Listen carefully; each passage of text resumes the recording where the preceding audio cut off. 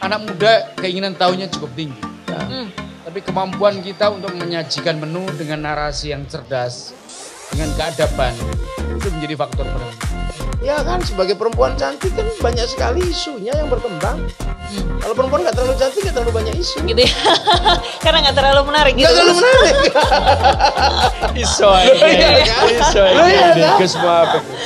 Kalau orang baik hanya diam, orang cerdas dan baik tidak aktif gitu, dan pasif gitu, ya jangan salahkan kalau anak-anak muda lebih mengonsumsi hal-hal yang keras dan kita. Terus mungkin pesan nih buat anak-anak muda kayak gitu yang kaitannya dengan nilai-nilai kebangsaan. Saya kalau pesannya satu, ya sering-sering aja buka narasi lintas generasi. Wow. Tanpa caci maki.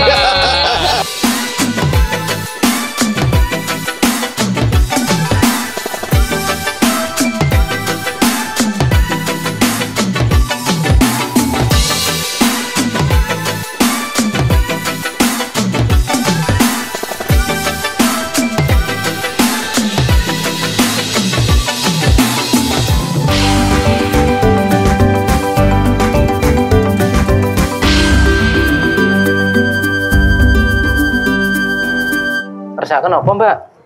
Sego kucingnya enten mas. Onten yang dereng komplit nggak buka kok gitu. Mboten napa-napa. Pinten? Mama sego kucingnya 3 sik kering. Kalih nopo? Kalih gorengan. Oh alah kowe iki ning kene to lah. Loh, arep nanti lah. Negosi to. Kowe ngopo to? Kok malah menghindar saka aku iki lho.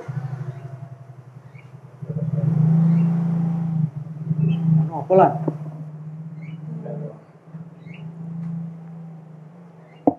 Aku bingung kali arep ngomong mas. Dadak bingung ki ngopo? Kowe rak yo isih pacarku to. Kayak biasane kae lho.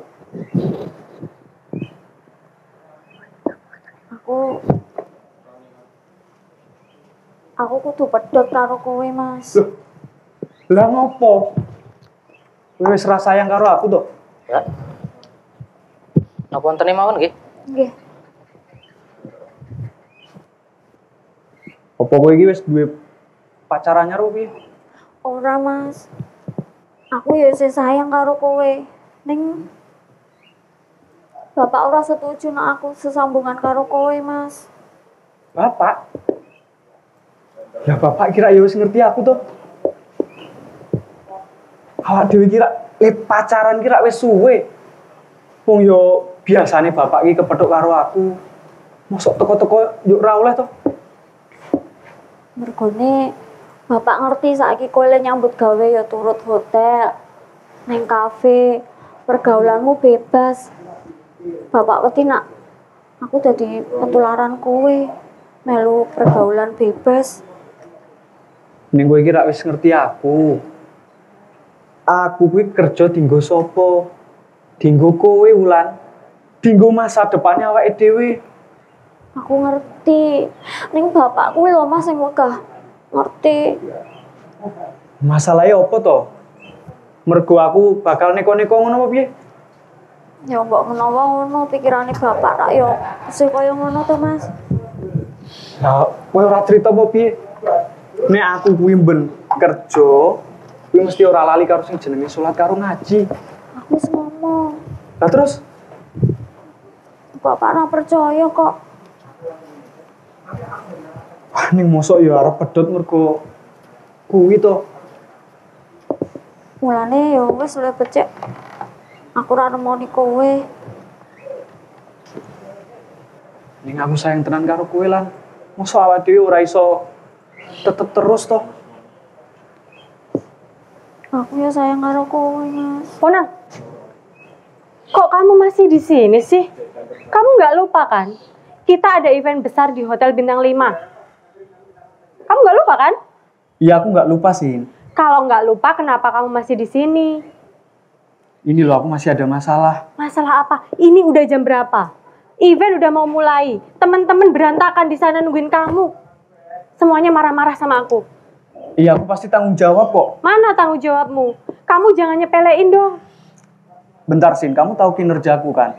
Aku sekarang ada masalah, biar aku kelarin dulu. Kamu pikir Kalau kamu tetap di sini, di sana nggak ada masalah besar. Ya tapi aku nggak bisa kerja kalau aku masih ada masalah kayak gini. Kamu jangan nyepelein, Ponang. Ini event besar loh. It's a big event, you know. Iya, aku tahu. Tapi biarkan aku menyelesaikan masalahku dulu. Nanti Masalah aku apa sana. sih? Penting. Biasa, masalah hati. Ini pacarmu. Iya sih. Ya udah, selesain dulu masalahmu sama pacarmu. Aku tunggu di mobil. Gak usah pakai lama. Cepetan. Iya. Kuwi sopo ya, Mas? Ponang, Nggih, Kak. dirampungke sing apik-apik. Nggih, Kak. Itu tadi Sinta. Partner kerja. Partner kerja apa partner kerja? Kok wani ngenani kowe bareng to, Mas? Aku pacaran karo kowe ora tau lho. Atos karo kowe. Bentak-bentak ora tau lho. Soalnya Sinta kuwi sing duwe acara. Aku pimpinan produksine. Ya wajar to nek aku terus diuyak-uyak koyo ngono. Mergane wis arep mulai acarane. Ya wis nak ngono kowe melu kae mau wae kono. Ya ora ngono.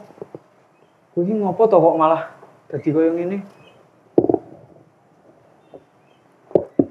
Ponang, cepetan, lama banget sih. Bentar. Teman-teman udah nelpon nih loh.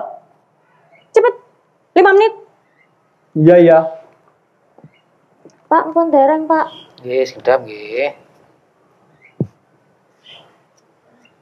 Ayo Lan. Bojo koyo ngene. Aku ya ora wani nak kudu ngomong karo bapak meneh, Mas. Nek masalah kerja, kuwi aku paham. Kerja nggo kerja, keyakinan dienggo keyakinan. Iki mau kerja lah. Ora piye-piye aku ki ora bakal neko-neko karo Sinta dan kawan-kawan. Yo, aku percaya kowe kok, Mas. Wulan, Bapak, kowe iki kepiye to? Wis ping pira aku kondo? Kowe iki rasa kancan karo Ponang. Kowe iki tak kleboke pondok pesantren ki men dadi wong apik-apik. Nek kowe kancan karo Ponang, kowe kira dadi apa? Ponang kuwi gaweane turut kafe, hotel, lungane wengi terus.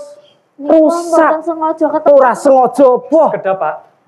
Ngopo? Kula tak matur. Matur apa? Nggih kula niku pancen kerjane ten kafe, ten hotel. Ning kula niku mboten tau lali kalih ngaji, salat. Ora ngandel. Wulan. Kowe iki wit dina iki rasa kancan karo Ponang. Nek sing jenenge santri, ya to. Kowe iki nek kanca ya kudu karo santri, ora kena karo liyane. Ngopo kowe iki? Sabar yen to sabar. Nek perkawis santri, agama, kalih peradaban iku pun enten ahline dhewe. Sopo ahline? Niku lho, pun onten narasumbere, narasi lintas generasi.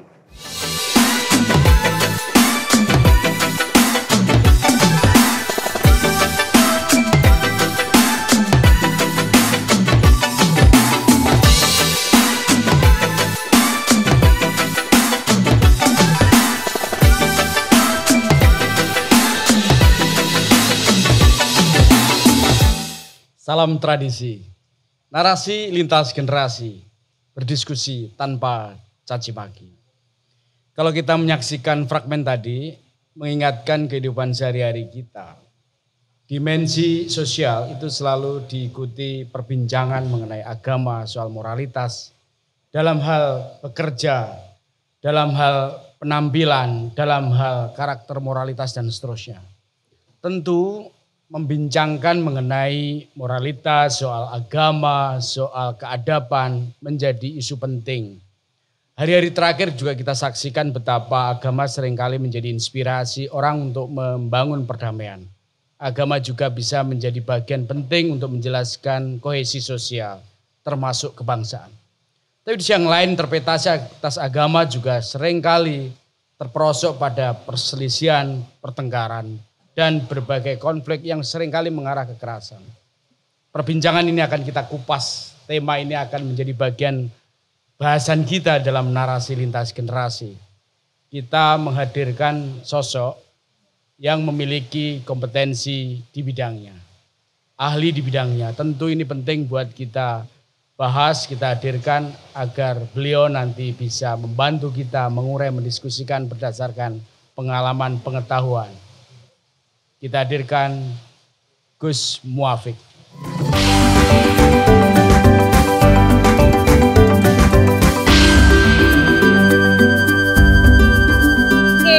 Di narasi lintas generasi berdiskusi tanpa caci maki. Nah, tadi sudah dipresent ya sama Sari. Jadi malam ini ada narasumber kita yang luar biasa, Gus Muafik. Jadi kita akan berdiskusi soal tema malam hari ini adalah Islam dan membangun keadaban bangsa. Ini saya mau menyapa dulu nih narasumber kita ini. Selamat malam Gus, apa kabar? Selamat malam, baik. Baik ya, luar biasa ini ya. Walaupun hujan-hujan kita semoga ini jadi obrolan yang hangat ya untuk kita semua ya. Amin.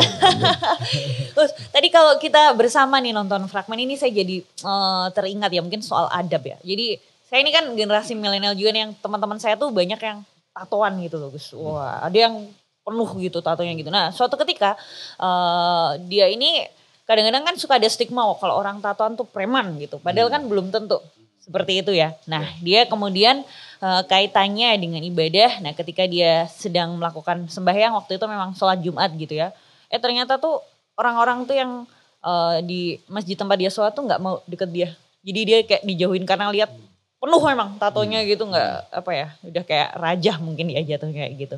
Nah itu kan sebetulnya kemudian kalau kita berbicara dari hal yang paling kecil nih. Dengan kaitannya dengan adab tadi itu. Nah ini gimana Gus melihat fenomena yang seperti ini? Jadi kalau yang ditanya itu masalah tato misalnya. Kait itu ya. Ya tato itu di awal itu adalah simbol kebaikan. Jadi simbol kepahlawanan, simbol kesatria. Tapi kemudian simbol ini kan bergeser. Ya sama. Beberapa simbol juga mengalami pergeseran. Musik. Underground misalnya. Itu dulu adalah bagian dari sejarah perlawanan. Terhadap gerakan perlawanan terhadap sistem borjuis di Eropa. Tapi bergeser juga. Ya, ada yang jadi kelangenan kan. Kan gitu. Burung. Kan gitu. Burung-burung itu.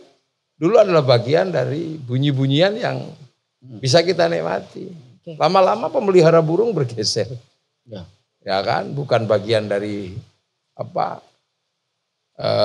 sesuatu yang kelangan atau berubah jadi kelangan yang itu ada harganya.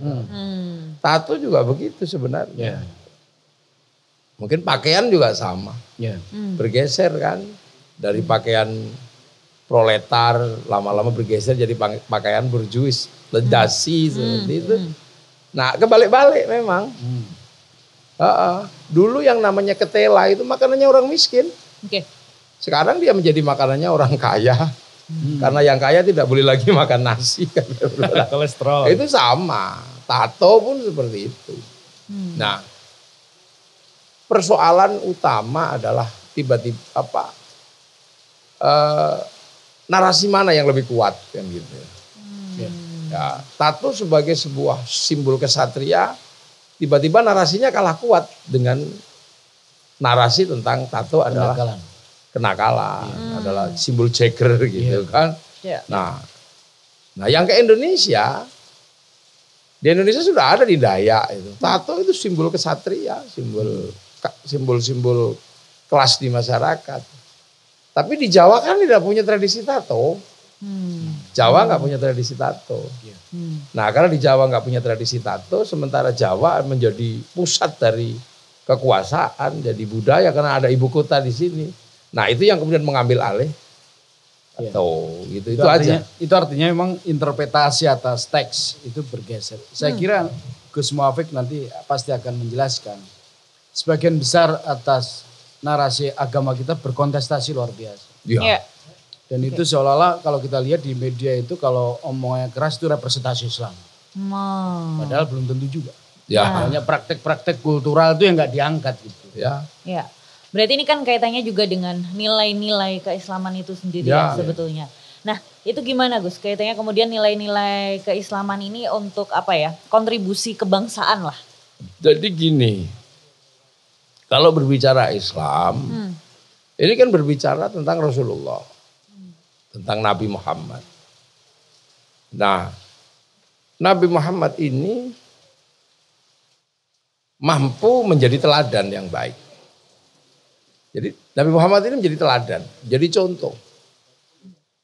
Contoh itu bukan karena banyak berbicara.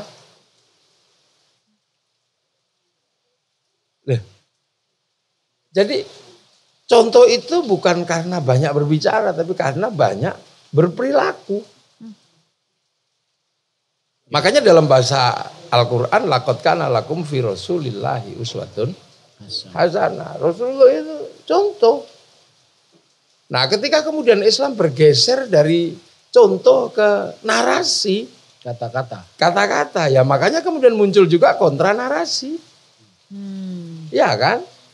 Coba narasi hadis itu misalnya, kan contoh semua itu. Amarona, Rasulullah SAW, aku disuruh sama Rasulullah. Disuruh itu artinya menjalankan. Nahana Rasulullah SAW, aku dilarang.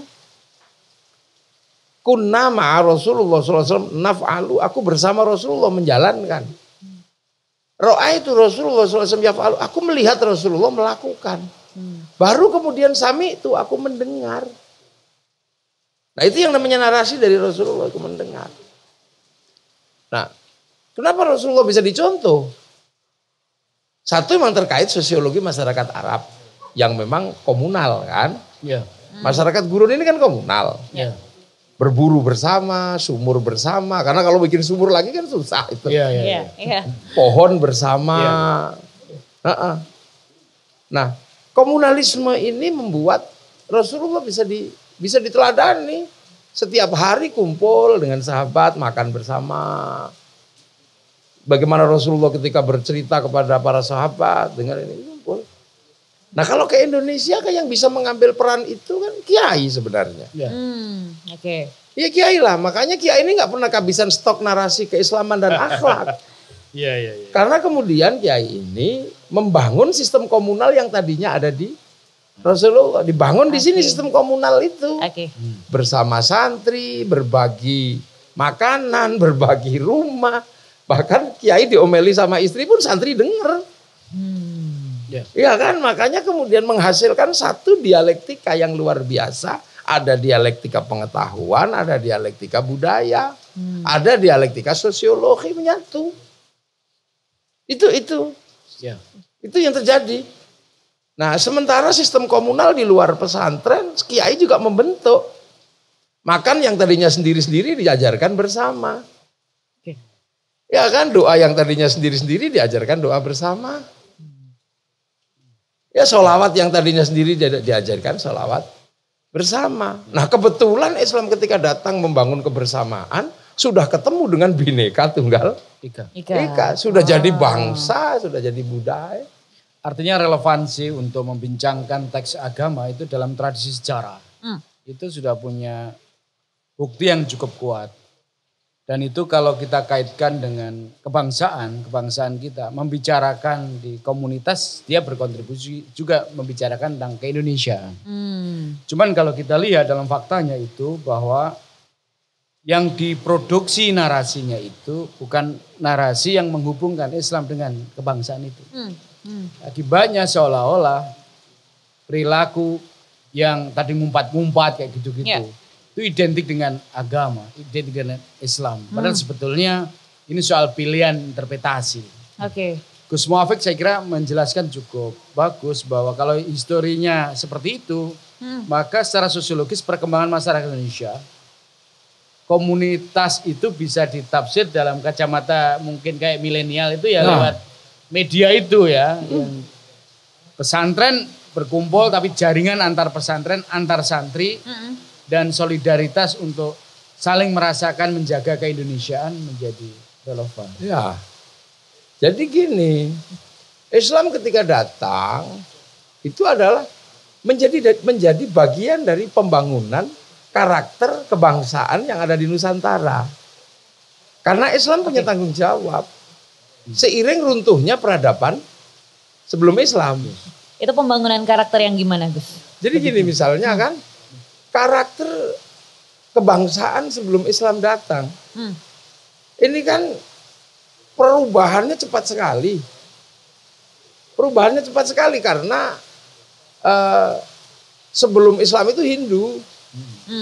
Hindu itu punya sebuah dharma.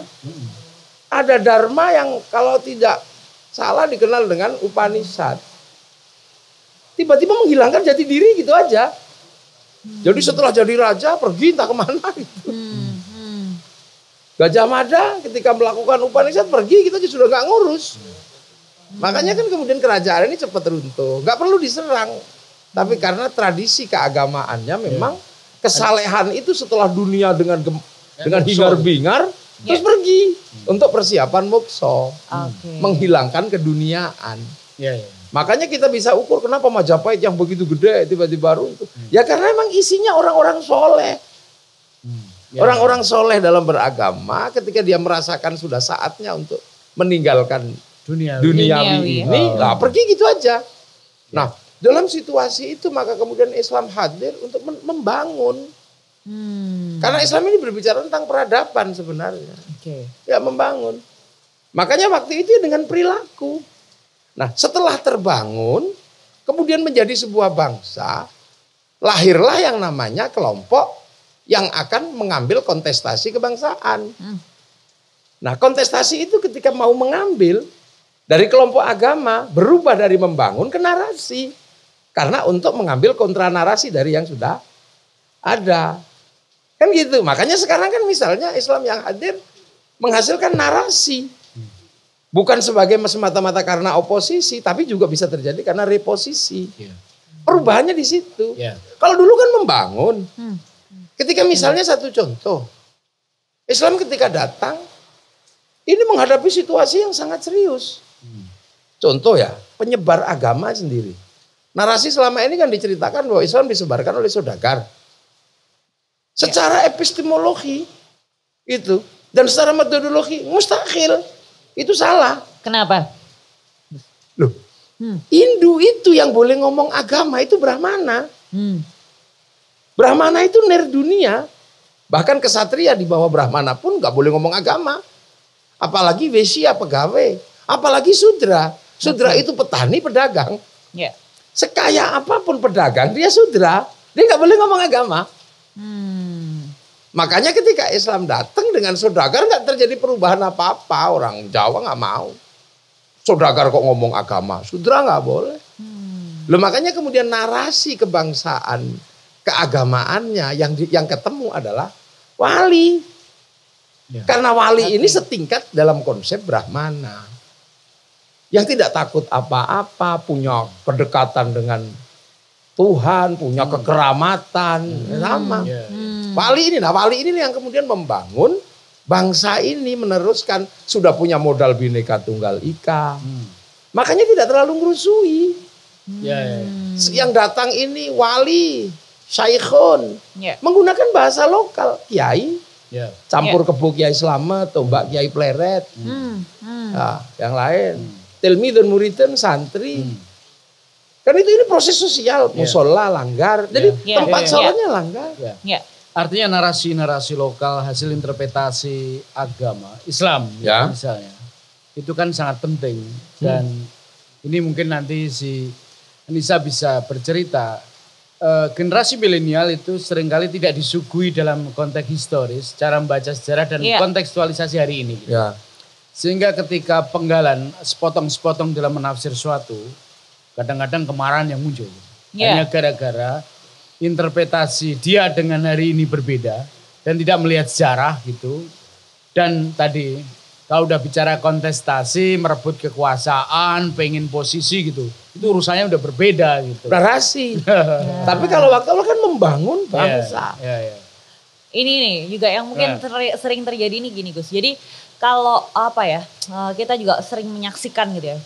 Kita kan sangat akrab sekali ya dengan media sosial semacam itu. Kemudian kita lihat sendiri, oh di media sosial ini ada si A sama B gitu, perang gitu. Ngomongin mereka saling mengumpat, ada apa malah justru menggunakan, oh ini fatwa ini, tapi bukan membawakan kedamaian sebagai Bukan membangun ya. Iya, bukan membangun gitu ya, tapi justru malah kayak saling merusak gitu sama lain, destruktif gitu. Nah, kita kan juga yang lihat ini gimana ya, jadi ada galau lah kalau boleh dibilang nih sebagai milenial tuh. Itu Jadi gimana tuh? gini Mbak Nisa ya, kita kembali ke belakang dulu sebentar. Oke. Sebelum ke situ karena biar nah, Nah, terus kemudian Islam kan. hmm, Islam ini membangun. hmm, Nggak mungkin lah Islam ketika mau membangun itu tidak memberikan narasi kunci. Nah, Contoh ya. Islam ini kan memperkenalkan manusia hidup sederajat, oke, setara, oke. dan harus saling mengerti, saling bertanggung jawab. Sementara waktu itu ketika masuk ke sini pertama, yang ditemui adalah masyarakat yang penuh kasta. Struktur kekuasaannya, raja, hamba, kawulo, gusti, kan itu. Nah, Rasulullah itu punya guidance. Gitu. Apa guidance ketika membicarakan tentang peradaban manusia dan kekuasaannya? Rasul pernah mengatakan dengan bahasa yang lugas, kullukum ra'in wa kullukum mas'ulun an ra'iyati. Kalian semua adalah rakyat dan kalian semua saling bertanggung jawab. Nah, orang yang saling bertanggung jawab dalam kehidupan itu namanya rakyat. Maka kemudian raja, hamba, kasta-kasta dilebur dalam satu konsep rakyat. Yang sekarang diserap ke bahasa kita menjadi rakyat itu. artinya ya. egalitarianisme itu sebenarnya tertanam secara historis maupun akar nilainya iya, teksnya ada ya. Teksnya ada. Oke. Jadi rakyat, makanya kita ini kemudian orang Islam disebut rakyat. Ya. Tapi bahwa kemudian struktur dasarnya tidak berubah. Yang kawulo tetap boleh bilang kulo. Ya. Yang hamba ambo, yang abdi di Sunda masih boleh bilang abdi. Yang hamba sahaya masih boleh bilang saya. Ya, tapi kemudian sistemnya menjadi rakyat. Dan satu-satunya kaum muslimin dunia yang sanggup mengambil kalimat rakyat untuk menyebut warga bangsanya hanya ulama Indonesia. Ya, ya. Oke. Ini sangat genuine. Ya, ya. Oke. Ya, Oke. nah rakyat itu kalau ngumpul setara. Makanya kemudian rakyat yang setara itu ketika membangun sebuah sistem bersama disebut musyarakah. Lah musyarakah itu yang sekarang diserap ke bahasa kita menjadi masyarakat. Masyarakat ya. Oke. Nah kalau masyarakat itu punya kepentingan, bicarakan dong yang baik. Nah membicarakan yang baik kepentingan semua orang, itu guidance-nya dalam Al-Quran. Wasyawirhum fil amri. Bermusyawarahlah kalian dalam setiap urusan. Maka lahir kemudian bahasa musyawarah. Musyawarah. Nah Oke. sistem ini dibangun oleh para wali. Waktu itu. Dibangun akhirnya murid-murid wali misalnya Datuk Ribandang menduplikasi di Sulawesi. Raden Fatah di Demak diduplikasi. Kemudian Aryo Abdillah di Palembang. Ya. Nah, proses-proses yang dilakukan oleh wali diduplikasi ini menghasilkan teritori. Nah, teritori yang dihasilkan oleh sistemnya para wali ini disebut wilayah. Dan wilayah itu adalah daerahnya para wali. Dan wilayah-wilayah itu sekarang bersatu dalam namanya Negara Kesatuan Republik Indonesia.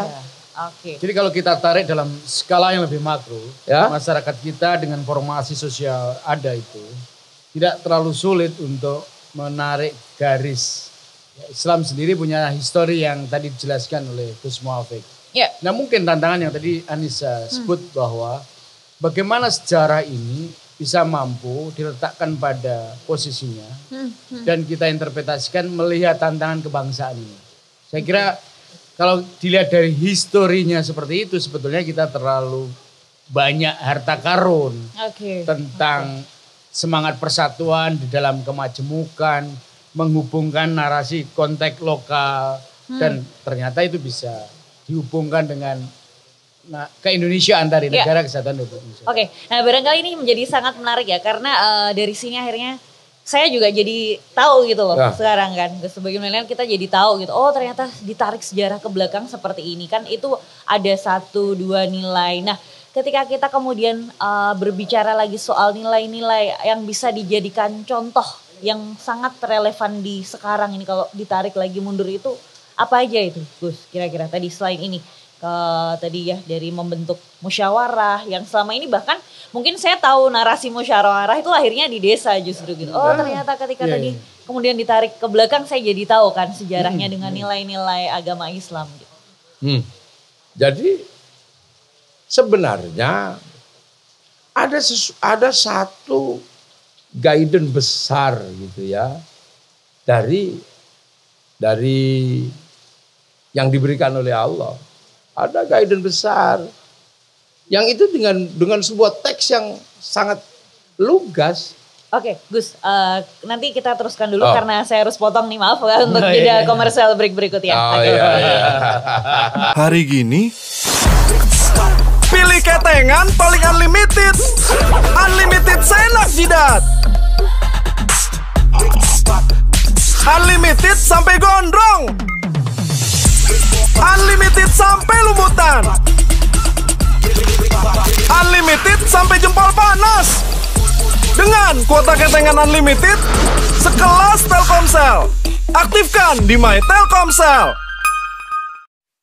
Hari gini, pilih ketengan paling unlimited. Unlimited senak jidat. Unlimited sampai gondrong. Unlimited sampai lumutan. Unlimited sampai jempol panas. Dengan kuota ketengan unlimited sekelas Telkomsel. Aktifkan di My Telkomsel.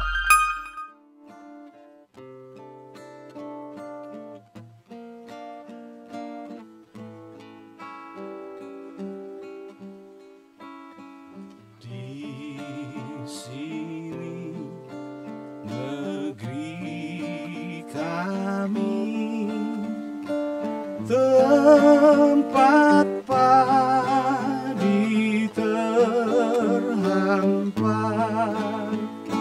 samudranya kaya raya, tanah kami subur Tuhan.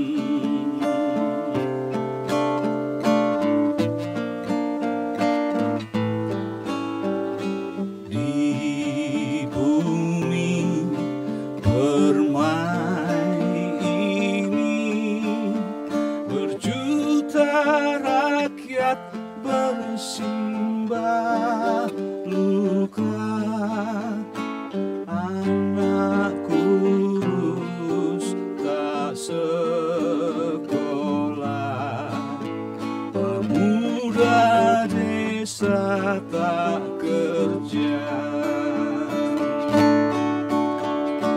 Mereka dirampas haknya, tergusur dan lapar.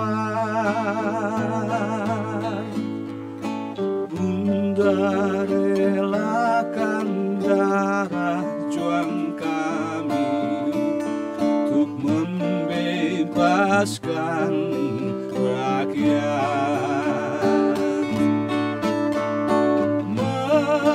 Mereka dirampas haknya, tergusur dan lapar.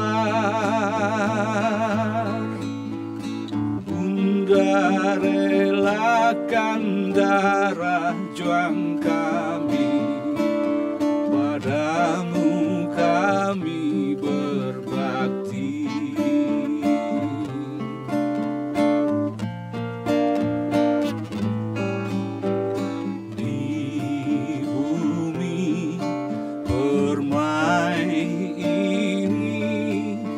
Berjuta rakyat bersimbah luka, anak kurus tak sekolah,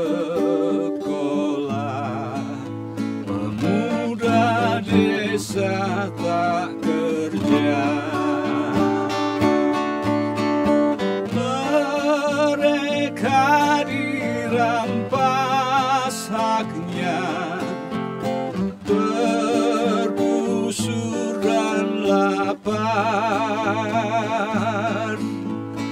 Bunda relakan darah juang kami untuk membebaskan rakyat.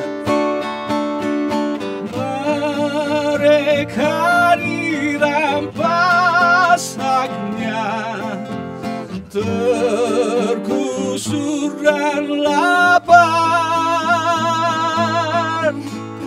Bunda relakan darah juang kami, padamu kami berjanji, padamulah kami berbakti, padamu kami berjanji.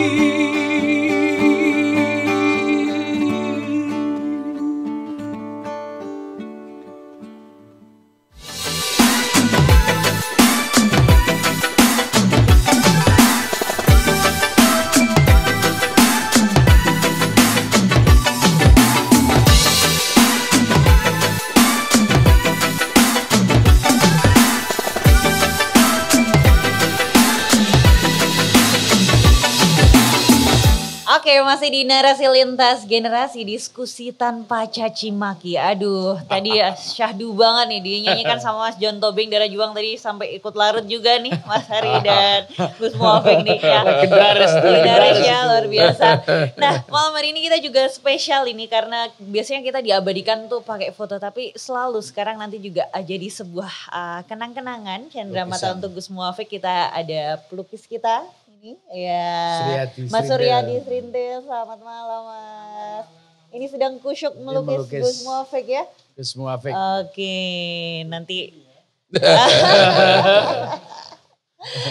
Oke, tadi masih menyambung lagi tadi dari yang sempat kepotong ya untuk komersial break nih Gus.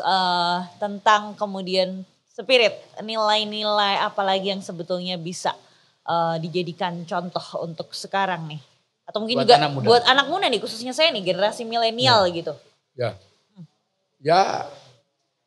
ini ya kenapa kami ini di kalangan santri ini tradisi dan cerita itu terjaga. Kenapa coba?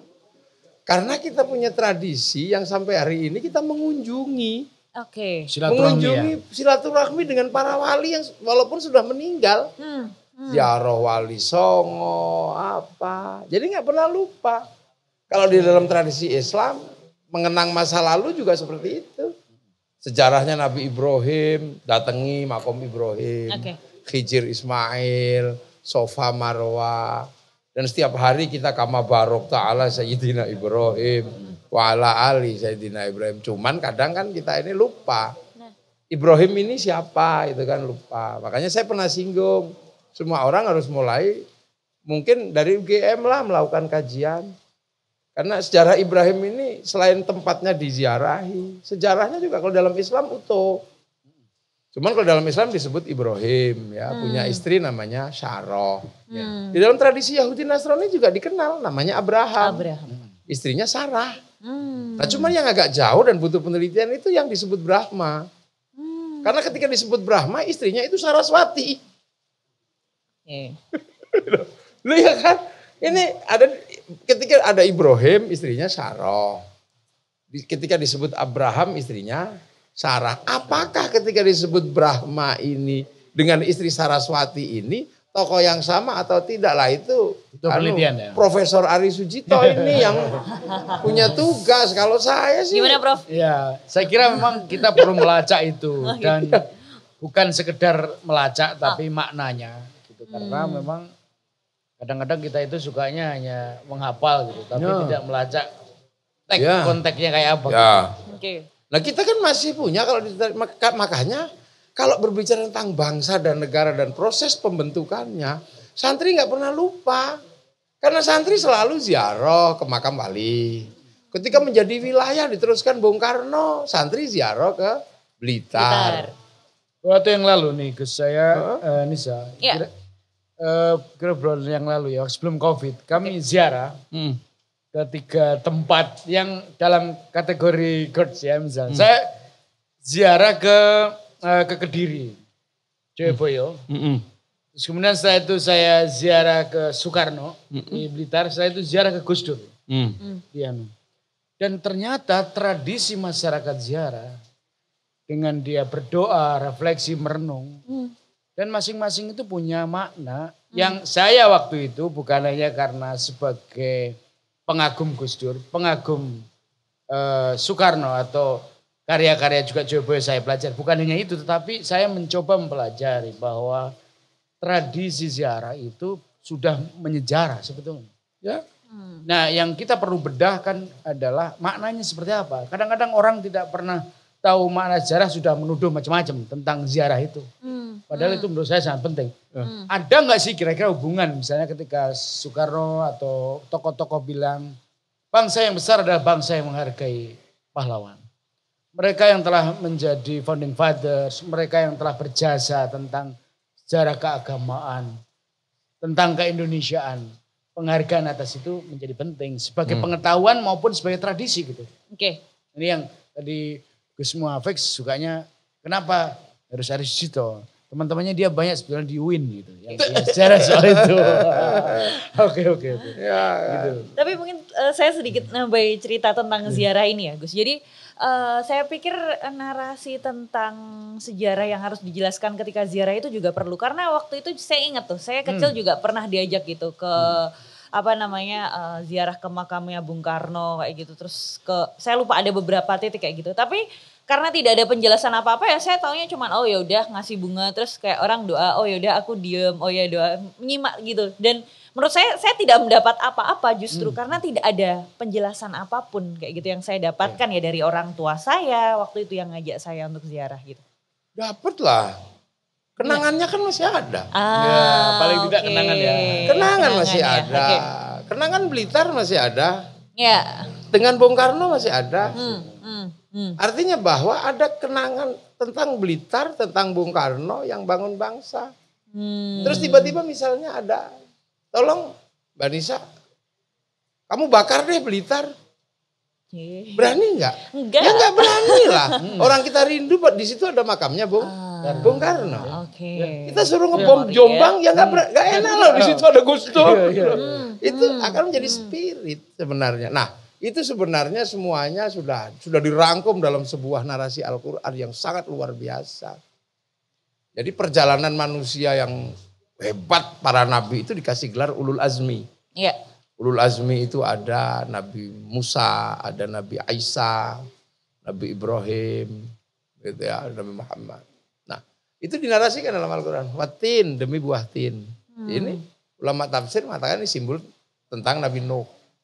Wazaitun, buah zaitun itu tentang Nabi Isa, Nabi Ibrahim di Palestina. Waturisin tentang Gunung Tursina itu simbolnya Nabi Musa. Tapi ketika menyebut Nabi Muhammad itu wahadal baladil amin. Dan demi keamanan bangsa dan negara ini. Ya. Karena Rasulullah ketika jadi nabi, manusia itu sudah berbangsa-bangsa.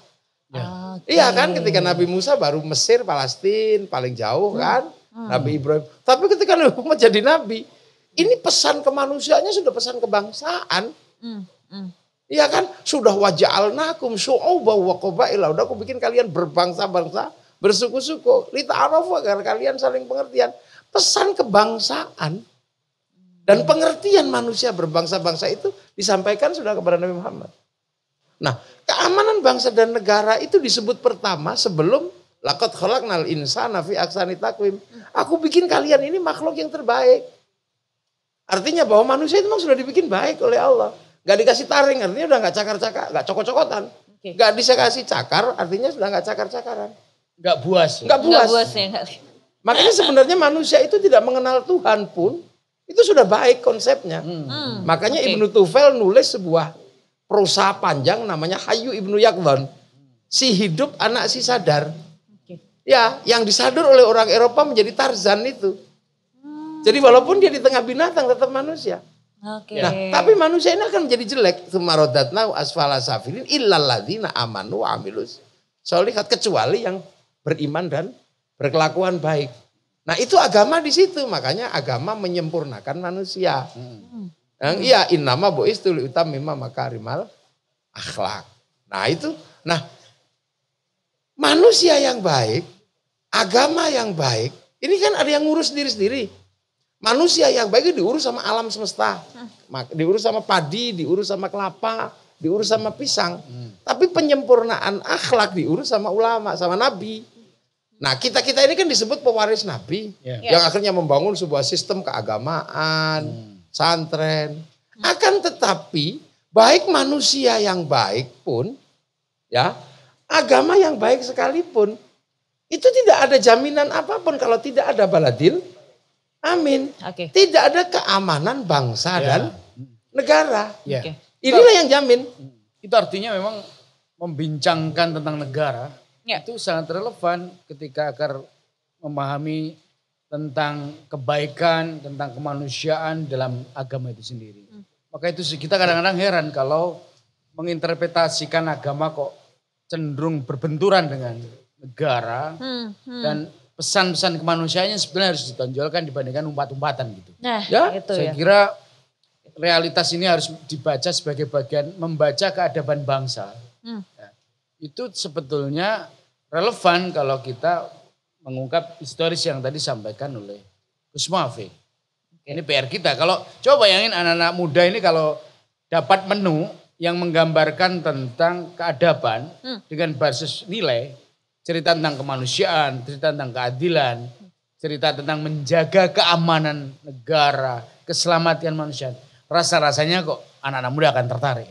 Ya, ini saya udah tertarik nih. Nah kan kaitannya tadi kemudian terutama soal nilai-nilai kemanusiaan gitu ya.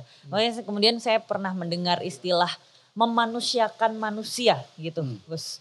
Nah, itu gimana dalam cara pandang konteks agama dan bangunin untuk peradaban itu bagaimana sebenarnya? Laqad khalaqnal insana fi ahsani taqwim. Aku bikin manusia ini yang terbaik.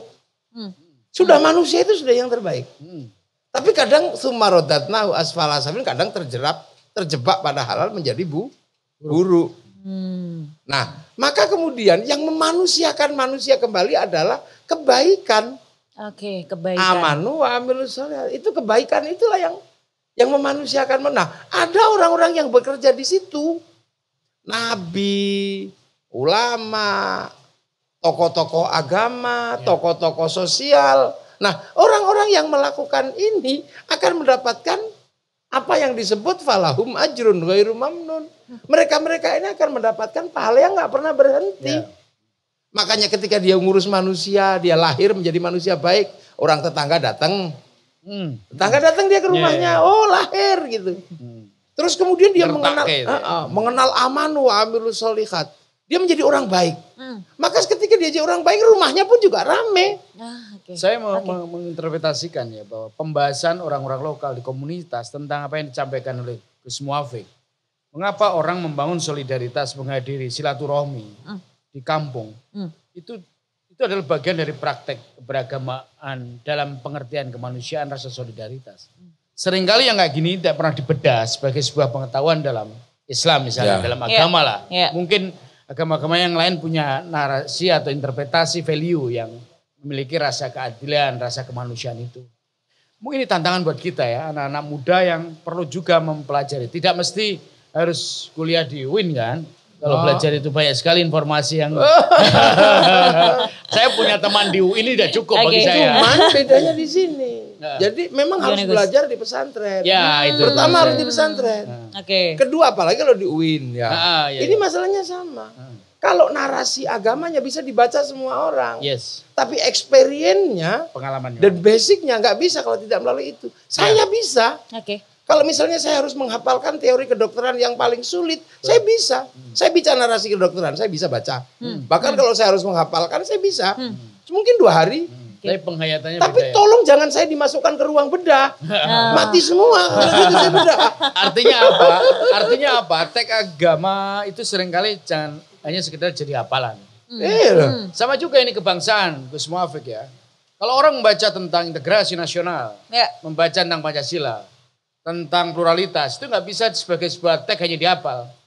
Hubungkan apa yang kita hafal itu dengan praktek seharian. Buktikan bahwa kita ini seorang nasionalis, seorang yang toleran, itu juga di lingkungan. Jadi harus menjadi sesuatu yang memang menumbuh gitu ya. Misalnya Kiai, Mas Ari ini, dia praktek. Rumahnya berbagi 24 jam dengan semua tamu. Sanggar. Iya, sanggarnya. Oke, Iya ini kan? menarik. Nanti kita lanjut Gus lagi ya, Apek juga Gus ya. gitu, Oke, kita harus jeda commercial break dulu. Tapi sebelum untuk jeda commercial break, wah ini kita ada perform spesial Marmi dari Gus Muwafiq. Nyanyi dulu, nyanyi sebentar sama John. Asik. Iyalah. Monggo Indonesia Gus. Pusaka. Silakan. Yang main gitar siapa? Sama Rusman. Oh iya. Monggo. Combo Sakti Telkomsel. Sakti Sakti teleponan, Sakti Sakti sosmedan, Sakti Sakti streamingan, semua jadi satu di Combo Sakti Telkomsel. AKTI Combo Sakti Telkomsel. Sakti Sakti teleponan, Sakti Sakti sosmedan, Sakti Sakti streamingan, Combo Sakti Telkomsel. Sakti buat pakai aplikasi apa aja, kapan aja. Combo Sakti Telkomsel, gak worry, 30 hari. Tuhan, apapun karuniamu untukku di dunia, hibahkan pada musuh-musuhmu. Dan apapun karuniamu untukku di akhirat, persembahkan pada sahabatmu. Bagiku cukuplah engkau, bagiku cukuplah engkau. Bila sujudku padamu karena takut neraka, bakar aku dengan apinya.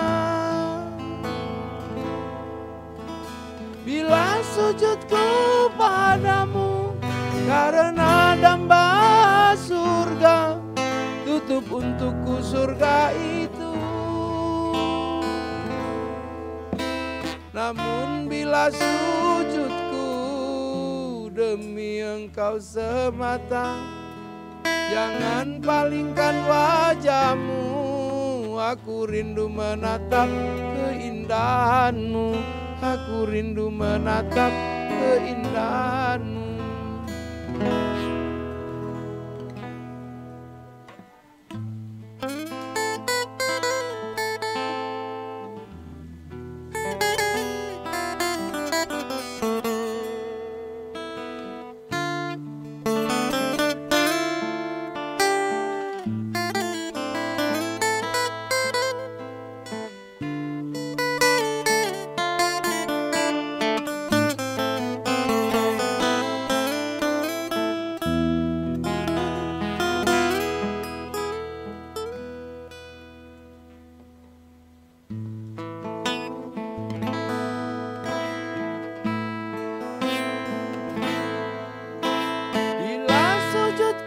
Padamu karena takut neraka, bakar aku dengan apinya.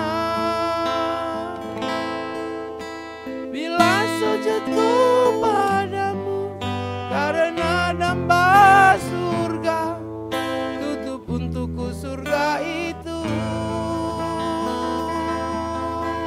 Namun bila sujudku demi engkau semata, jangan palingkan wajahmu, aku rindu menatap keindahanmu, aku rindu menatap keindahanmu.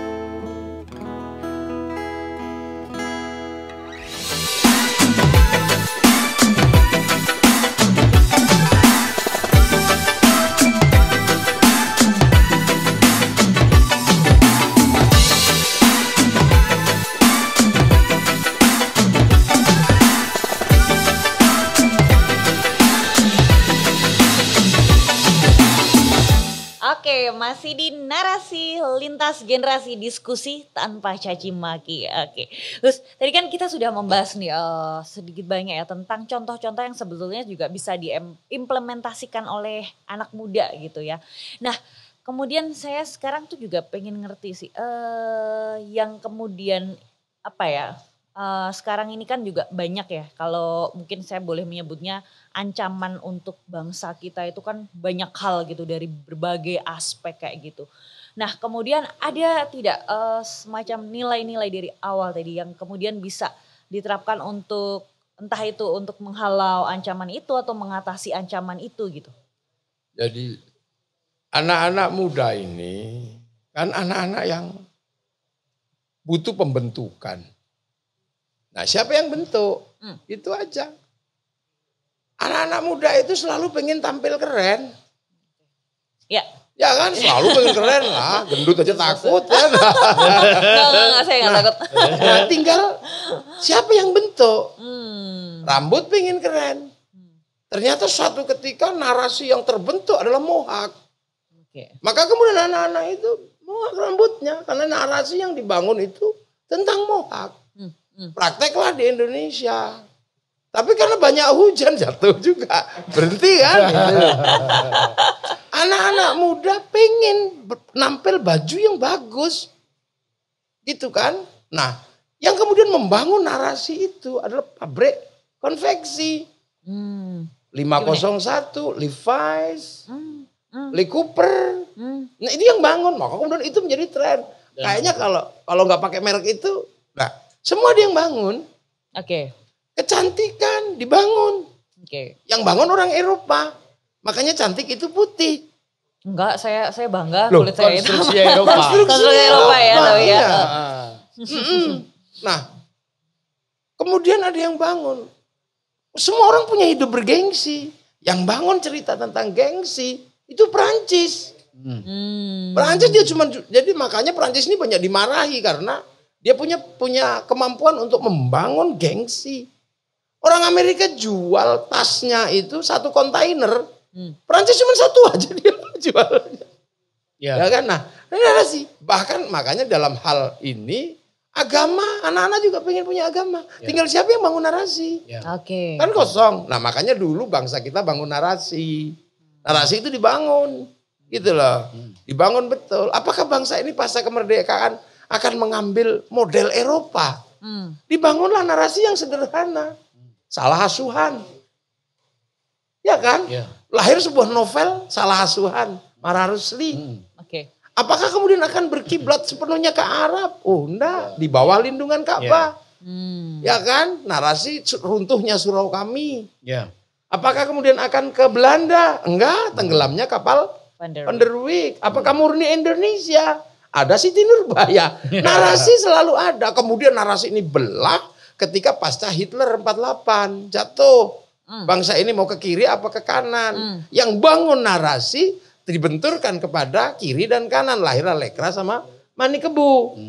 Hasilnya narasinya macam-macam kan. Nah, kemudian anak-anak sekarang tinggal ngambil narasi yang dari mana. Karena sisa-sisa narasinya masih ada. Jadi, kan gitu.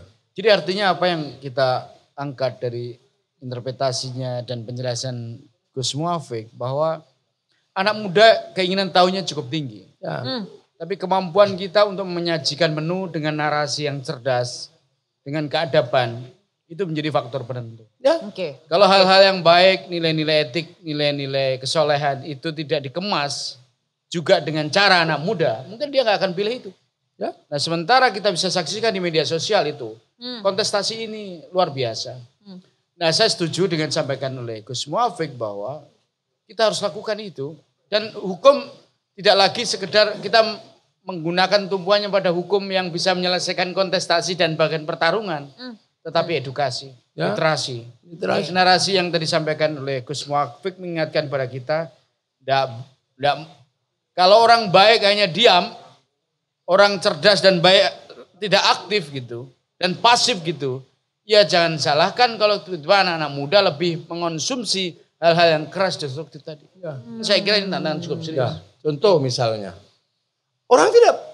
semua orang tahulah bagaimana sejarah Amerika dengan Indian.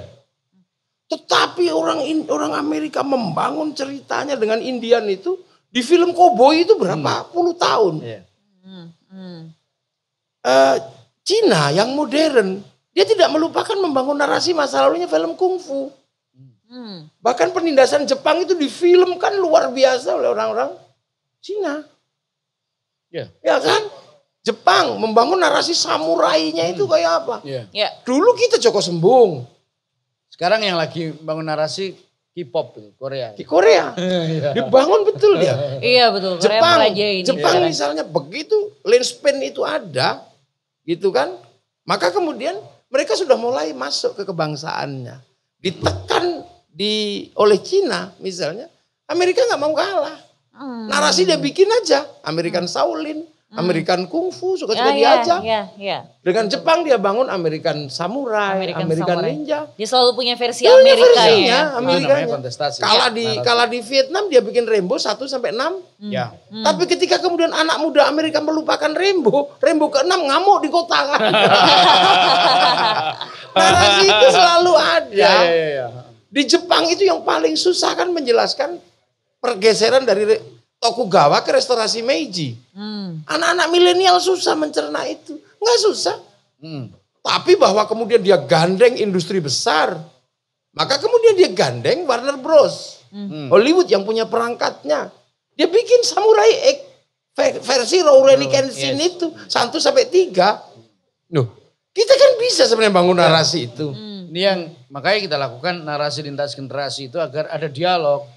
Dialog anak-anak muda, dialog antar generasi. Zamannya yang saya disebut dengan kolonial tadi. Ya. Terus Gus Muafik gitu. Anak-anak muda sekarang dengan gaya baru, interpretasi baru. Harus saling ngisi. Karena kalau enggak ya mereka akan mengadopsi, mereplikasi sesuatu yang di luar dalam sejarahnya. Di luar. Bahkan kadang sampah. Ya.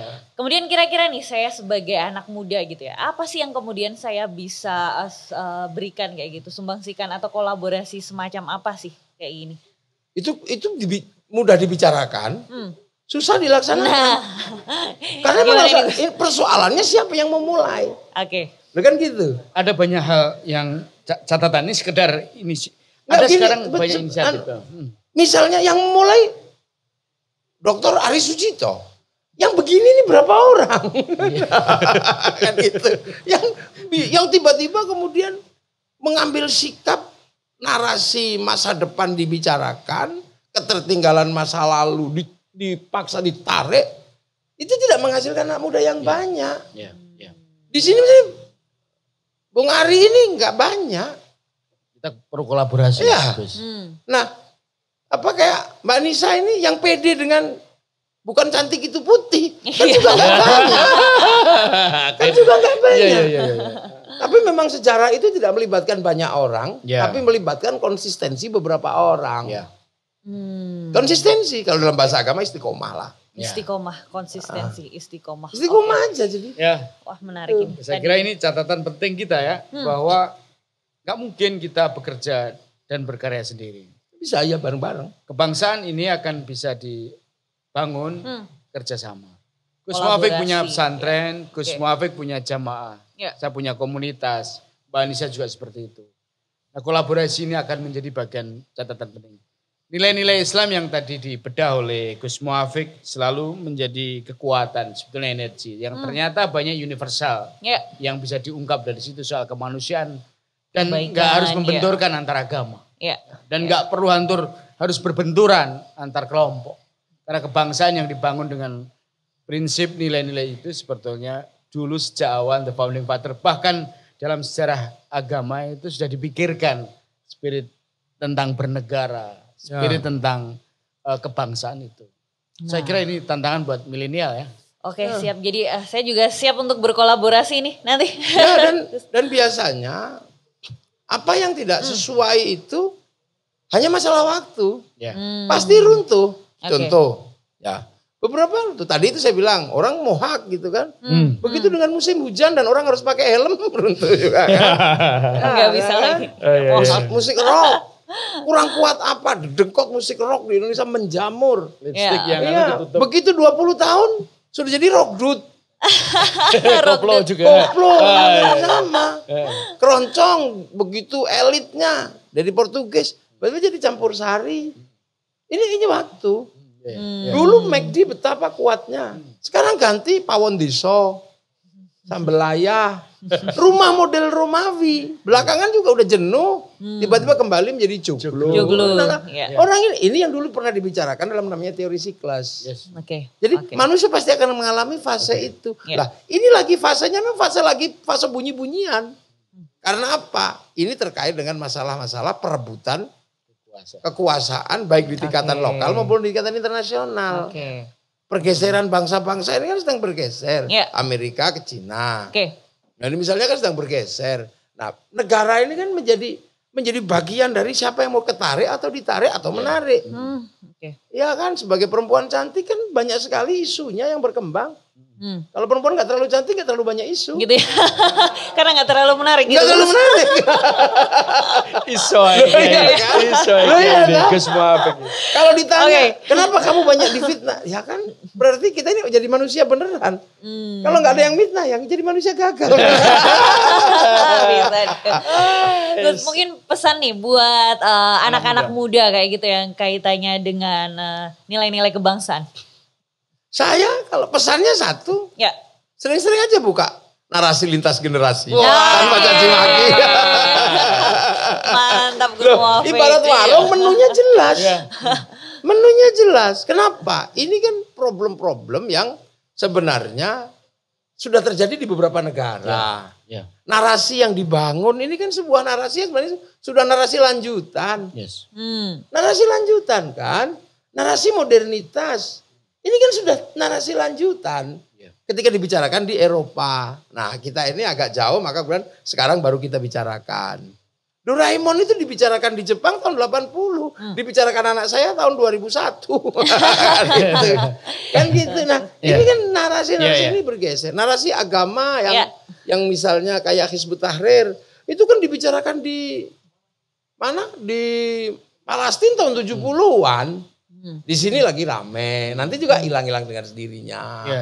Narasi Ikhwanul Muslimin dibicarakan di Mesir tahun 50-an, sekarang lagi dibicarakan di sini, kan gitu. Tapi narasi-narasi itu nanti juga akan lenyap. Tapi yang waras jangan ngalah, cuman itu aja.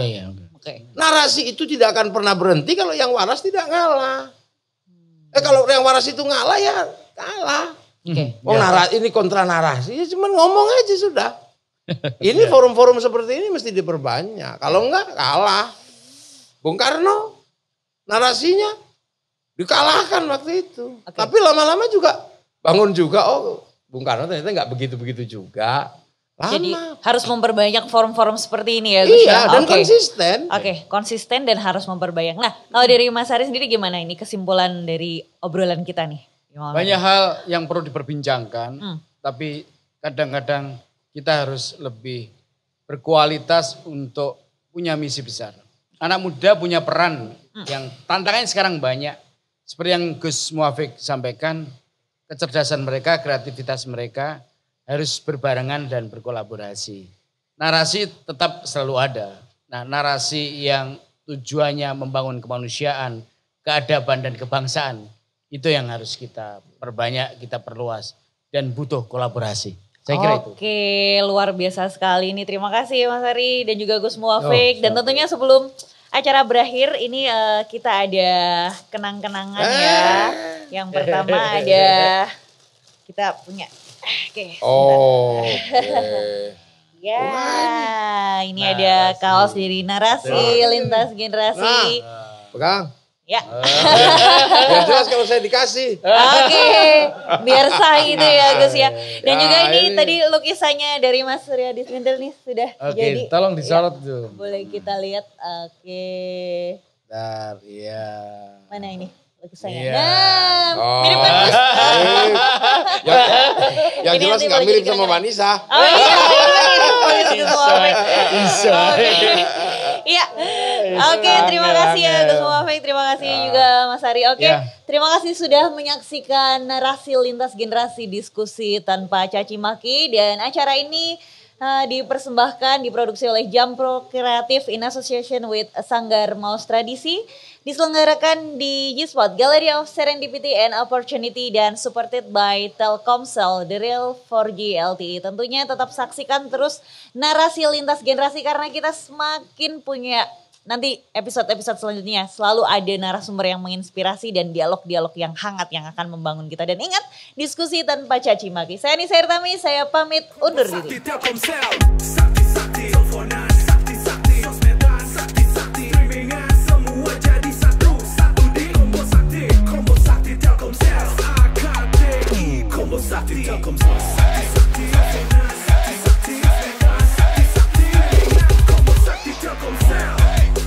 Sakti buat pakai aplikasi apa aja, kapan aja. Combo Sakti Telkomsel, gak worry, 30 hari.